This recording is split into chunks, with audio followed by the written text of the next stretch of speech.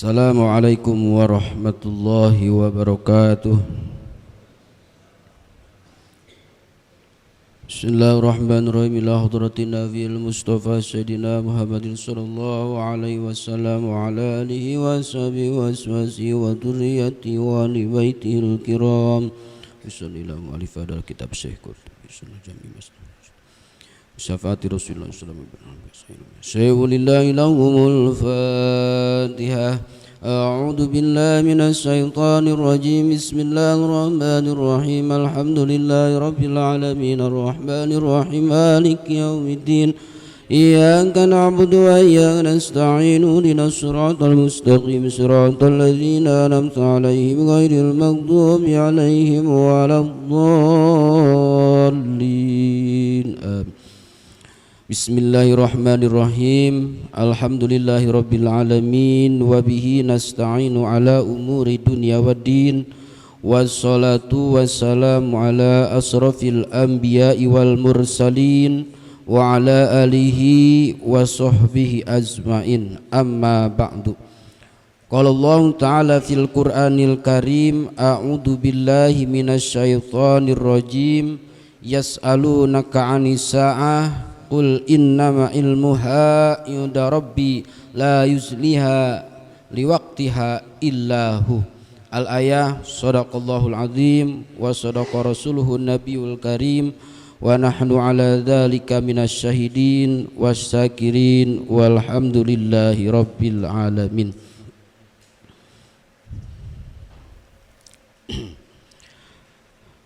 Para hadirin jamaah rahimakumullah yang sama-sama hadir di majlis taklim Mushola At-Taqwa. Alhamdulillahirabbil alamin, di kesempatan pagi hari ini kita semua masih diberikan kesehatan, kekuatan oleh Allah Subhanahu wa taala sehingga bisa kembali melaksanakan aktivitas dan rutinitas setiap minggu pagi, yaitu pengajian. Dan mudah-mudahan harapan kita semua dengan adanya kita kumpul mengerjakan, melaksanakan kajian subuh ini semata-mata pengen mengharap ridhonya Allah Subhanahu wa ta'ala, tentunya kita nanti mendapatkan surganya Allah. Amin ya rabbal alamin. Hadirin jamaah rahimakumullah, kita akan melanjutkan pembahasan kitab Daqaiqul Ahbar tentang masalah akhir zaman. Di antaranya adalah tanda-tanda kiamat. Tanda kiamat, kita ulangi, yang pertama ada tanda kiamat sugro, yang kedua ada tanda kiamat kubro. Tanda kiamat sugro atau tanda kiamat kecil oleh baginda Rasul sallallahu alaihi wasallam itu sudah diberitahu dan kita pun wajib untuk mengimani adanya hari kiamat. Cuman kita tidak tahu dan tidak diberitahu kapan terjadinya hari kiamat. Li saati asratun qila ya Rasulullah ma asratuha. Para sahabat bertanya, ya Rasul, li saati asratun, adakah hari kiamat itu berbagai syarat atau ciri? Rasul menjawab, ada. Ma asratuha, kata para sahabat, apa ya Rasul ciri-ciri dan tanda kiamat? Tanda ciri kiamat yang pertama, kata Kanjeng Nabi, yaitu qalu ulu wa aswati ahli fiski fil masajid. Di antaranya hadirin ciri tanda hari kiamat itu ulu wa aswati ahlil fiski, ramenya suara menggelegar orang-orang fasik, ramenya suara orang-orang fasik fil masajidi, di berbagai masjid. Lah artinya apa? Banyak orang yang dia pinter berceramah, pinter menutur kata dengan berbagai bahasa, tapi dia ahli fasik.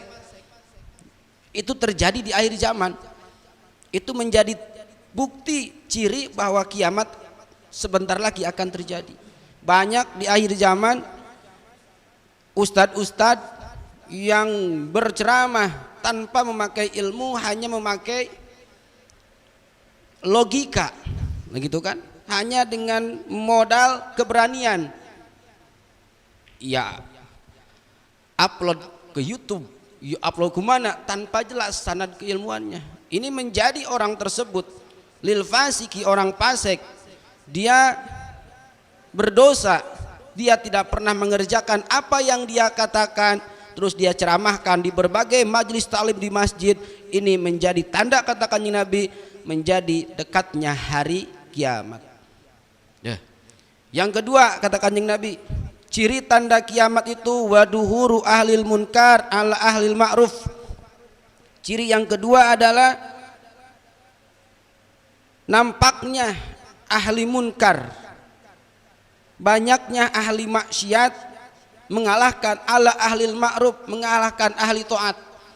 Jadi di akhir zaman, Pak, banyak orang yang maksiat, yang ibadah kurang. Yang datang ke diskotik banyak, yang datang ke pengajian sedikit. Ya, itu ciri tanda akan dekatnya hari kiamat. Ke tempat wisata berjubel, tapi ke tempat pengajian hanya segelintir orang. Banyaknya ahli maksiat, banyaknya ahli pemungkaran di mana-mana, tapi ahli taat, ahli ibadah itu sedikit. Ini di akhir zaman.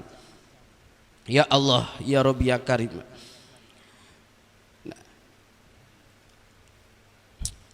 Wa minha, dan berbagai lagi ciri tanda kiamat yang diingatkan oleh baginda Rasul kepada umatnya, yaitu min qabdil ilmi wa ghalatil jahli wastilai ahli wa bai'al hukmi wa duhuril ma'azib. Dicabutnya ahli-ahli ilmu, hadirin, dicabutnya ahli-ahli ilmu yang benar-benar keilmuannya, yang ikhlas menyampaikan ilmunya, yang tidak ada unsur lain sebagainya. Ahli ilmu yang mengamalkan ilmunya, Allah cabut satu persatu. Ulama Allah cabut satu persatu, Pak. Ulama yang benar-benar ahli ilmu, ahli Allah, bukan ahli amplop, bukan ahli berkat. Allah cabut tuh ilmunya. Ini di akhir zaman, sehingga nanti orang-orang banyak yang bodoh dengan ilmu agama, sehingga ibadah semaunya. Ya Allah ya Rabbi ya Karim. Nah, yang selanjutnya wa ghalabatil jahli, bakal nampak kebodohan.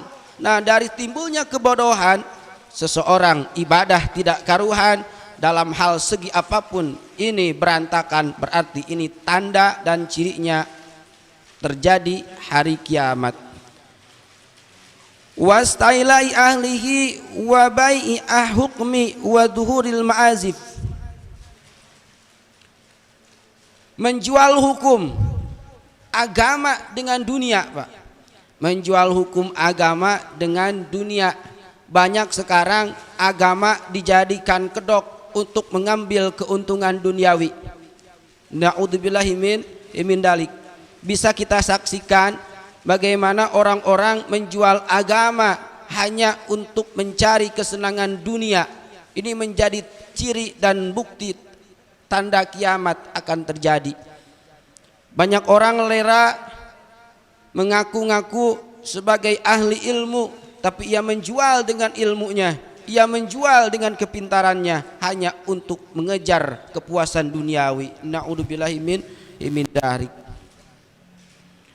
Wa duhuril ma'azif, ciri tanda kiamat sugro, yaitu merajalelanya musik di mana-mana. Ya Allah ya Rabbi ya Karim.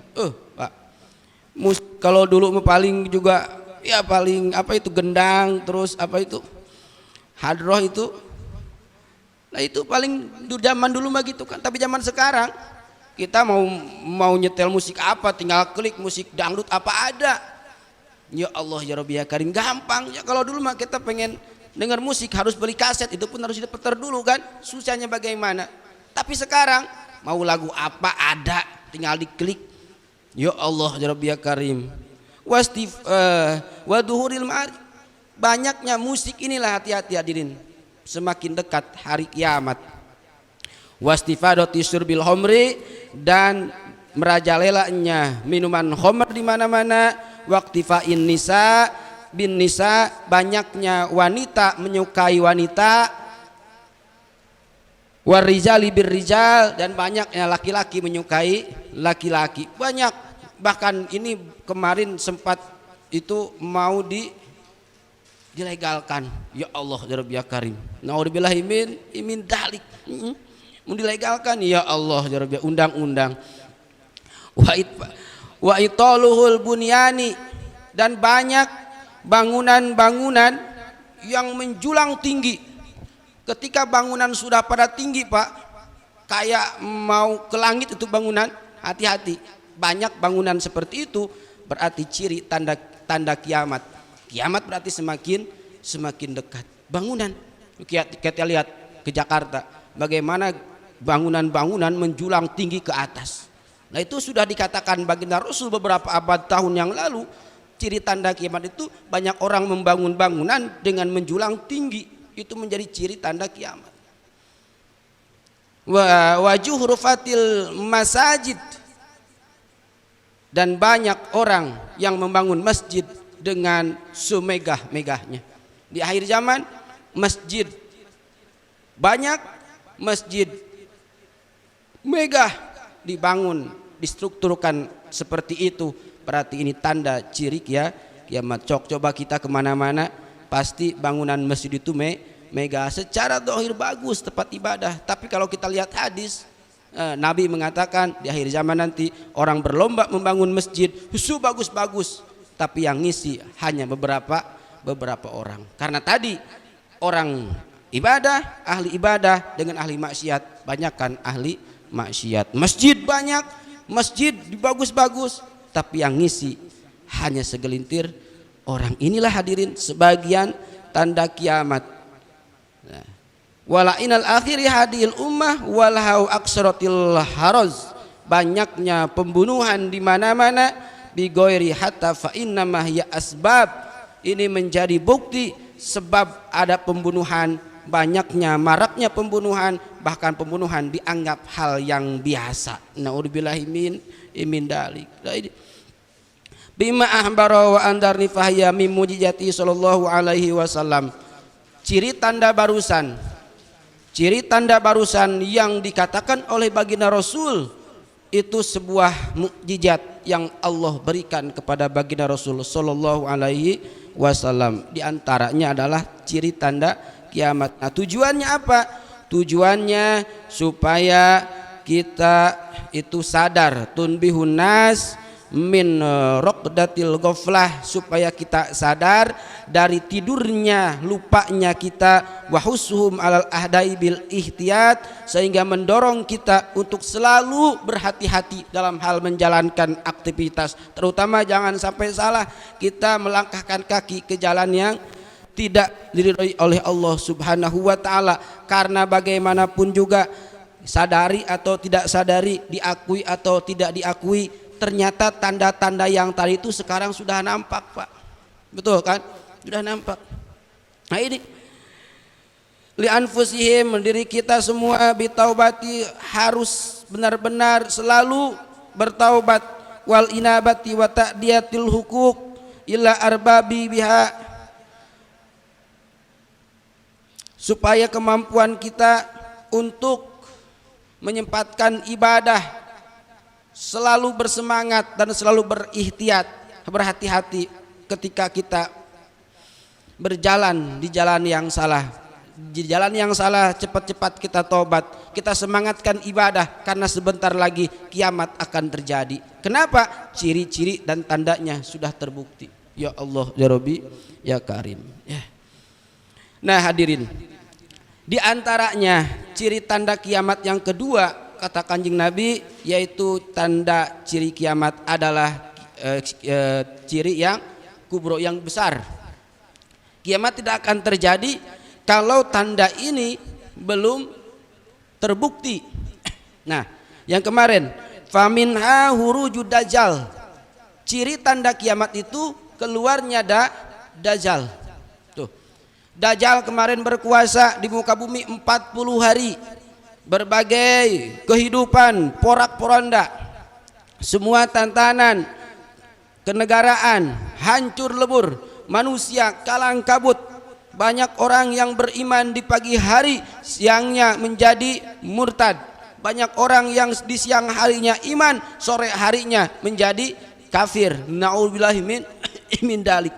Zaman kesulitan, zaman kesusahan, tidak ada yang bisa dipertahankan, hanya keimanan. Di situ keimanan laksana seperti bara api yang kita pegang, dipegang panas, dibuang celaka. Di zaman Dajjal, sehingga tidak ada orang yang tidak bisa keluar dari tipu daya ditipu daya Dajjal. Orang yang kuat, yang benar-benar mendapatkan taufik hidayah dari Allah Subhanahu wa taala, mempertahankan keimanan. Dajjal 40 hari. 40 hari itu, satu hari laksana seperti 1 tahun. Ada satu hari laksana seperti 1 minggu. Ada laksana 1 hari seperti 1 bulan. 37 hari itu normal, tapi 3 hari, 1 hari sama dengan 1 tahun, 1 hari sama dengan 1 bulan, ada 1 hari sama dengan 1 minggu. Zaman Dajjal, zaman yang paling susah. Nah, setelah Dajjal turun, setelah Dajjal keluar, wa najulu Isa wa qatluhu Dajjal, turunlah Kanjeng Nabi Isa beserta Imam Mahdi. Untuk apa? Wa qatluhu Dajjal, untuk menumbangkan Dajjal. Nah, ini Dajjal di sini akan tumbang oleh Kanjeng Nabi Isa alaihi salam. Kemarin sudah kita bahas tentang bagaimana keluarnya Dajjal. Nah, ketika hadirin, orang-orang di zaman itu kesusahan dan kesulitan, tidak ada lagi yang bisa dipertahankan, hanya keimanan. Pokoknya porak-poranda lah. Nah, turunlah, keluarlah Imam Mahdi. Ini kronologi akhir zaman seperti ini. Ketika di seluruh penjuru dunia lagi rame-ramenya menghindari tipu daya Dajjal, keluarlah salah satu sosok seorang pemuda yang masih muda, mukanya bersinar, jenggotnya sempurna, pada pipi kanannya terdapat tahi lalat. Nama aslinya Muhammad atau Ahmad, putra Abdullah dari Sayyidina Husain, dari Siti Fatimah Zahra, dari baginda Rasul sallallahu alaihi wasallam, yang bernama Imam Mahdi. Turun Imam Mahdi, Pak, diutus oleh Allah Imam Mahdi. La yudhina hadhil ummah bal'an hatta la yadiru rajul malja'an yulja'u ilaihi minal dulmi fayab'asullahu ta'ala rasulan min itrati ahli baiti bimalahi bil ardo kiston wa adlan. Pasti bakal datang, kata baginda Rasul, hadhil ummah, kepada ini umat, kepada akhir zaman, kepada umatku, balaan, satu balai Dajjal, hatta la yajidur razulu, sehingga tidak ada tempat berlindung bagi mereka yang berlindung kecuali orang tersebut tidak lepas dari kedoliman. Fitnah Dajjal di mana-mana, tidak ada yang bisa berlindung dari kedoliman itu. Nah, di saat itu suasana lagi mencekam, mempertahankan keimanan, payab'asullahi ta'ala razulan min itrati, kata Kanjeng Nabi, maka Allah bakal mengutus seorang laki-laki yang tampan, yang gagah, yang masih muda, min itrati, dari turunanku, kata baginda Rasul, min ahli baiti, dari keturunanku. Yang tadi sanadnya Imam Muhammad Ahmad atau Ahmad putra Abdullah dari Sayyidina Husain. Sayyidina Husain mempunyai ibu Sayyidatina Sayyidatina Fatimah, putra daripada baginda Rasul sallallahu alaihi wasallam. Nah, di jalur Sayyidina Husain, Dajjal ini Imam Mahdi ini, yamla'u bihil ardokiston, Imam Mahdi ini membawa ke alam dunia, membawa ke tanah haram, ke tanah yang dijajahi oleh Dajjal, qiston wa adlan, membawa sebuah keadilan dan kejujuran, kama malat juron wa dulman yardha anhu sakini sama wa sakinil ardo la tad'u sama min kutratiha syai'an. Imam Mahdi, hadirin, membawa keadilan dan kejujuran, sehingga Imam Mahdi nanti bakal membaiat 313 pengikutnya. Ini kan Imam Mahdi itu membawa pasukan. Nah, Imam Mahdi datang keluar dari kota Karimah, desa Karimah. Nah, bertepatan dengan malam 10 Zulhijjah tahun ganjil dari tahun Hijriah. Itu sudah disebutkan. Hanya di tanggal 10 Zulhijjah, cuman tahunnya tahun ganjil, tahun berapa wallahu alam, ya kan? Nah, beliau bermunajat kepada Allah Subhanahu wa taala di dekat Baitullah, diikuti oleh 313 orang laki-laki. Imam Mahdi sholat Pak di depan Baitullah, Allahu Akbar terus sholat. Nah, orang-orang masih bertanya, siapakah orang ganteng itu? Diikuti 313. Ada yang ngomong, ini Imam Mahdi, pemimpin yang kita tunggu-tunggu, pemimpin yang dulu pernah dikatakan oleh baginda Rasul di akhir zaman bakal turun seorang laki-laki membawa keadilan dan kejujuran. Dia bernama Imam Mahdi. Imam Mahdi terus sholat, Allahu Akbar, sehingga susah untuk ditanya Pak, susah untuk ditanya. Sekali dua kali tidak bisa menjawab.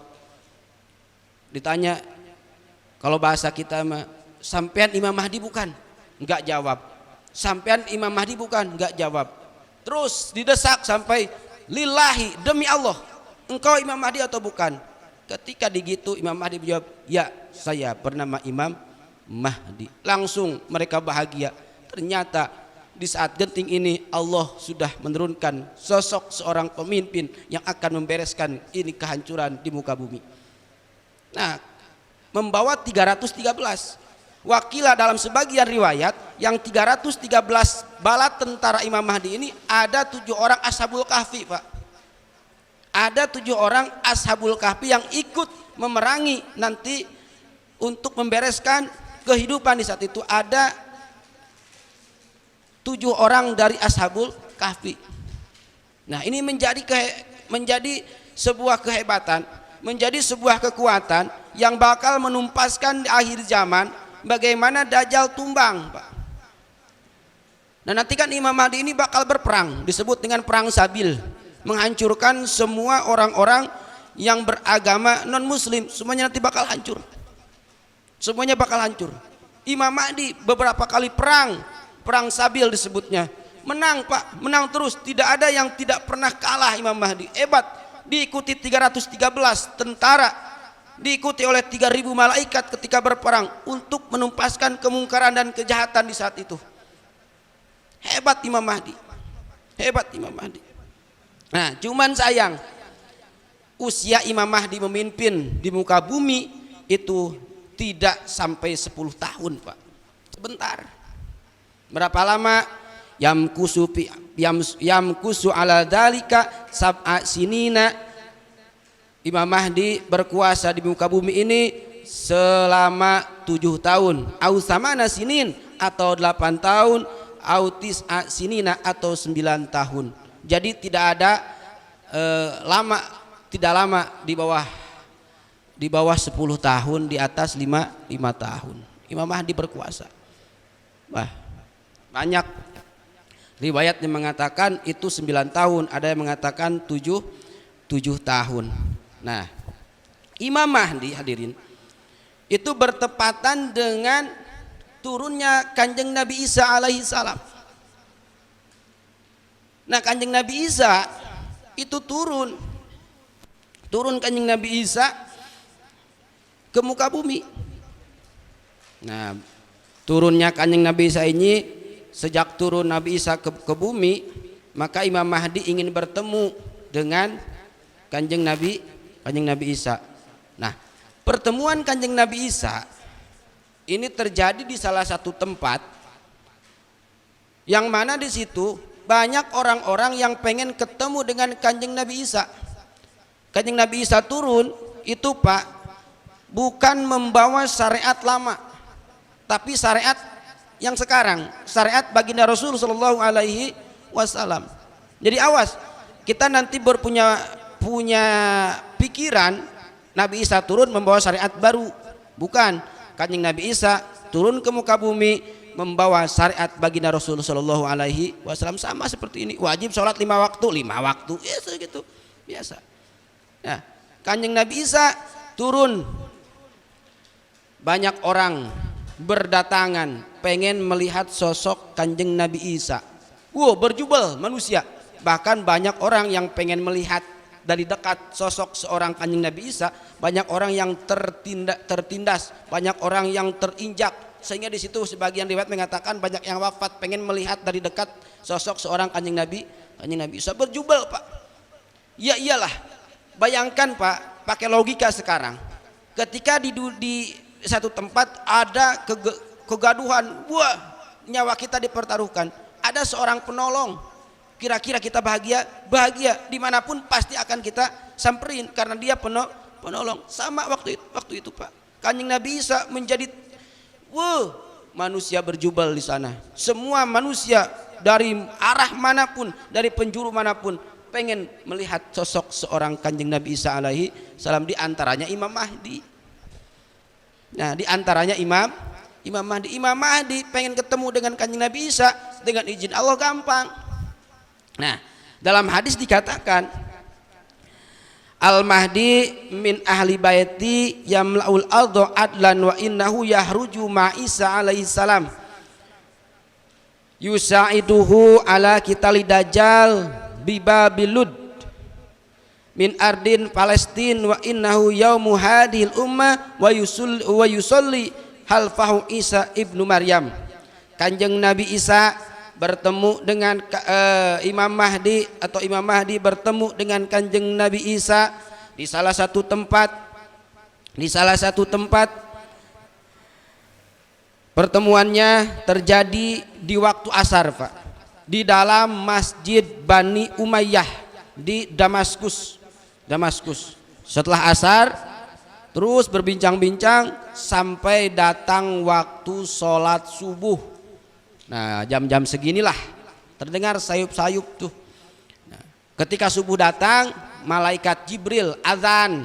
Nanti itu malaikat Jibril adzan subuh, malaikat Jibril. Nah, setelah itu wa yusolli halfahu Isa ibnu Maryam. Kanjeng Nabi Isa bersama Imam Mahdi sholat subuh berjamaah. Imam Mahdi yang menjadi imam, Kanjeng Nabi Isa yang menjadi makmum beserta diikuti pengikutnya. Nah, itu di pertemuan Kanjeng Nabi Isa itu di salah satu kota yang bernama Damaskus. Nah, Damaskus sholat subuh berjamaah yang adanya malaikat Jibril alaihissalam. Nah, tujuannya apa? Dua orang ini diturunkan oleh Allah, Imam Mahdi dan Kanjeng Nabi Isa. Yahruju ma'a Isa alaihissalam yusaiduhu ala kitali dajjal. Diturunkannya Kanjeng Nabi Isa, Pak, ke dunia itu yusaiduhu alal kital, untuk membantu Imam Mahdi membunuh Dajjal. Nah, Dajjal akan terbunuh yaitu di Bibabil Lud bin Ardin Palestin, di pintu utama kota Lud, pintu masuk kota Palestina. Dajjal akan terbunuh di situ. Dajjal akan terbunuh di pintu Lud Palestina. Pintu masuk. Nah, Kanjeng Nabi Isa membantu Imam Mahdi untuk membunuh Dajjal ketika terdengar kabar bahwa Imam Mahdi dan Kanjeng Nabi Isa turun. Iblis puntang-panting, Pak. Iblis ketakutan. Iblis lari terbirit-birit. Ini pertanda bahwa Dajjal akan tumbang. Masa Dajjal akan habis. Ya.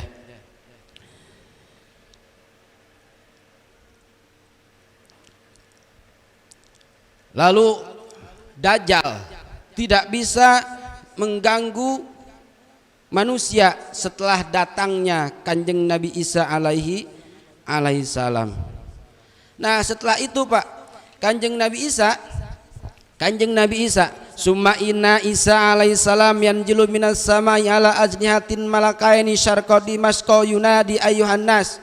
Kanjeng Nabi Isa turun, sini singkat cerita, Kanjeng Nabi Isa turun dari langit ala ajnihati malakaini, di atas dua sayap daripada malaikat. Syarqal di Mesako, di negara Damaskus. Kanjeng Nabi Isa turun di Damaskus, Pak.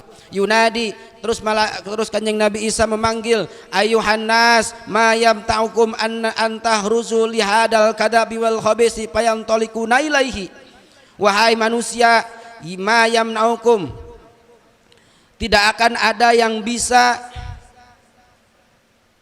mencegah dari kalian antahruju lihadal kadabi al khabisi, dari tipu daya dajjal dan kejelekan dajjal. Fayantalikuna ilaihi, terus Kanjeng Nabi Isa berangkat. Fayahiduna Isa faida solu salata subiyah ruju ilaihi Isa faida ra'ahu wala hariban fayantaliku ilaihi Isa wa yaqtuluhu biharbatin. Kanjeng Nabi Isa tadi salat subuh bersama Imam Mahdi. Setelah Kanjeng Nabi Isa salat wa yaqtuluhu, Kanjeng Nabi Isa membunuh dajjal biharbatin, dengan satu tumbak. Tumbaknya bukan tumbak yang kaleng-kaleng, minal jannati tanjilu ma'hu minas sama wa yuksirus solib. Kanjeng Nabi Isa membawa tumbak-tumbak ini, dari sebagian riwayat mengatakan tumbaknya oleh Allah langsung dikirim dari surga, tumbaknya untuk membunuh dajjal. Tanjilu ma'hu, turun beserta Kanjeng Nabi Isa dari langit. Wa yuksirus solib, ini langsung tumbak, Pak, turun dari langit, dari surga melalui langit, oleh Allah diberikan kepada Kanjeng Nabi Isa ini tumbak. Wa yukassirus soliba, dan Nabi Isa menghancurkan salib-salib agama-agama yang lain selain Islam. Nabi Isa tumbangkan, Nabi Isa tuntaskan semuanya.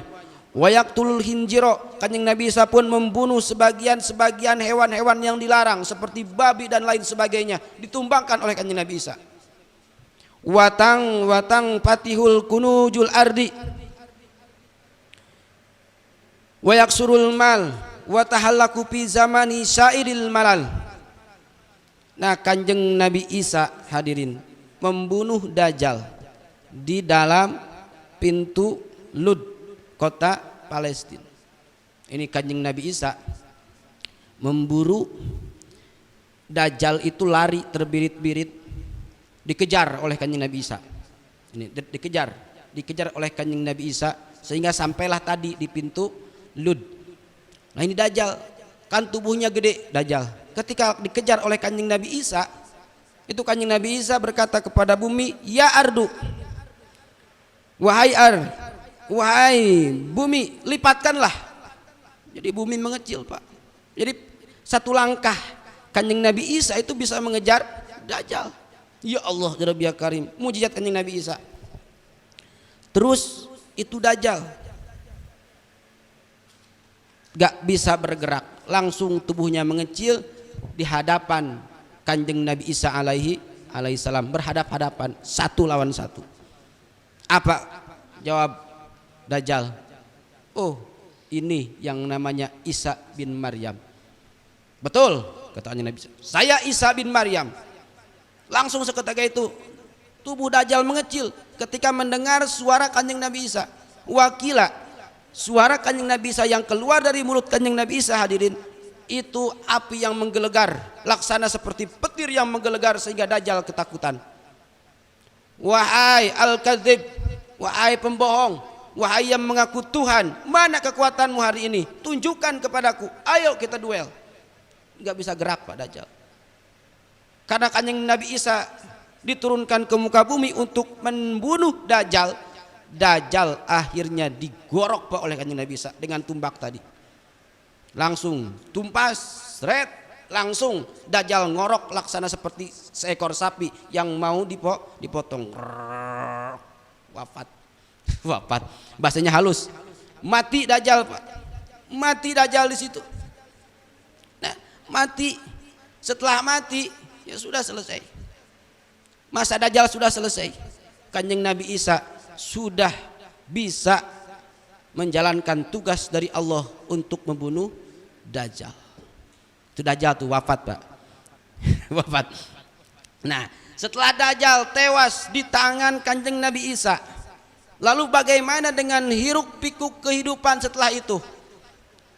Lah, di situ Kanjeng Nabi Isa langsung menuntaskan tadi salib-salib dituntaskan, minum-minuman homer ditiadakan, terus berbagai-bagai kemaksiatan oleh Kanjeng Nabi Isa ditumbangkan.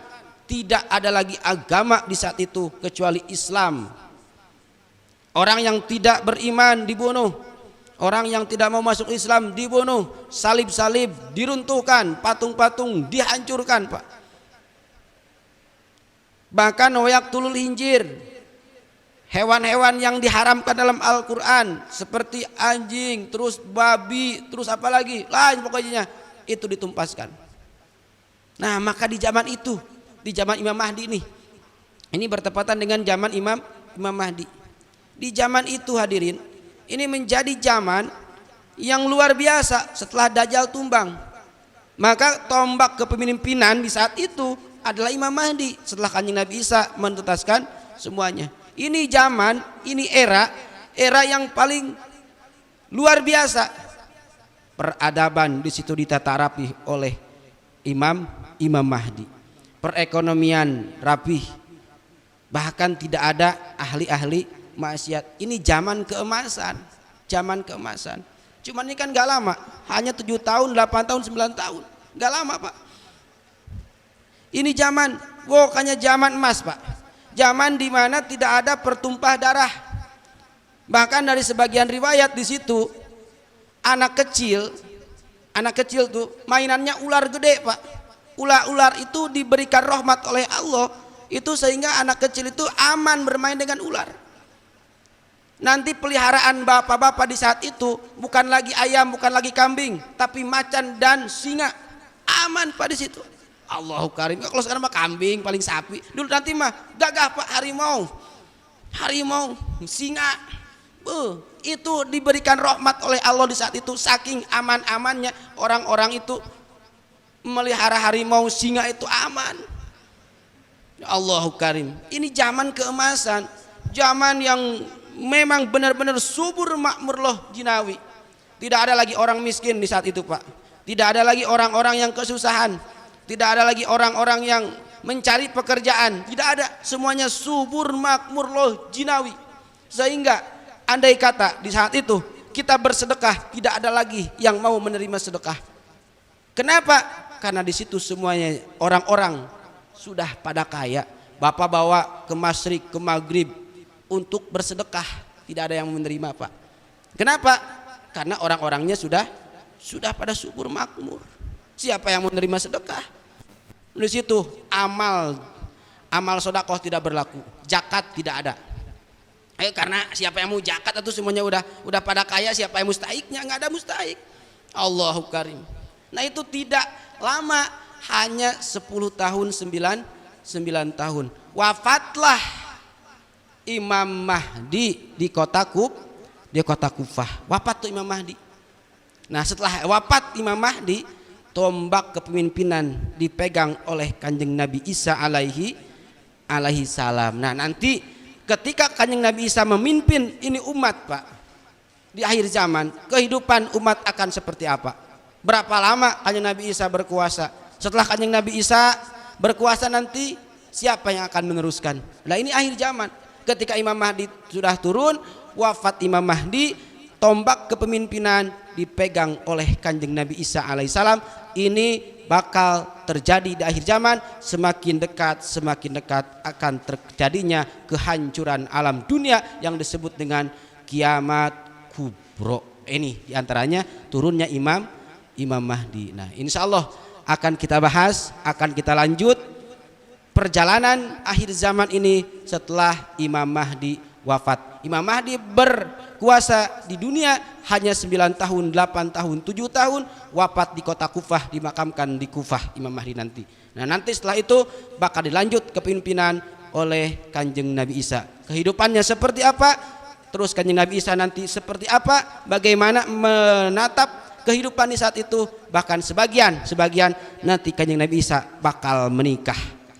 Nanti kisahnya akan kita lanjut di pertemuan selanjutnya. Wallahu a'lam bishawab. Hadirin jamaah rahimakumullah yang sama-sama dirahmati Allah Subhanahu wa taala. Sebelum kita tutup, ada amalan seperti biasa yang kita bisa amalkan untuk supaya kita selamat dari tipu daya Dajjal. Di antaranya yaitu senantiasa kita membaca dan mengistiqomahkan 10 ayat dari suratul Kahfi di malam Jumat. Nah itu insya Allah bakal diselamatkan dari tipu daya Dajjal. Nah mudah-mudahan kita semua termasuk orang-orang yang beruntung. Amin ya robbal alamin. Allahumma sholli ala sayyidina Muhammadin fil awwalina wal akhirin wa barik wa sallim radhiyallahu tabaraka wa ta'ala an kulli sahabati Rasulillah azmain. Allahumma hdinas siratal mustaqim. Allahumma hdinas siratal mustaqim siratal ladzina an'amta 'alaihim minan nabiyyin was-siddiqin was-syuhada was-sholihin wa hasuna ulaika rafiqa dzalikal fadlu minallah wa kafa billahi alima. Wa sholli wa sallim ala jami'il anbiya wal mursalin walhamdulillahi rabbil alamin. Taqabbal ya Ahlul kalam. Assalamualaikum warahmatullahi wabarakatuh. Sallallahu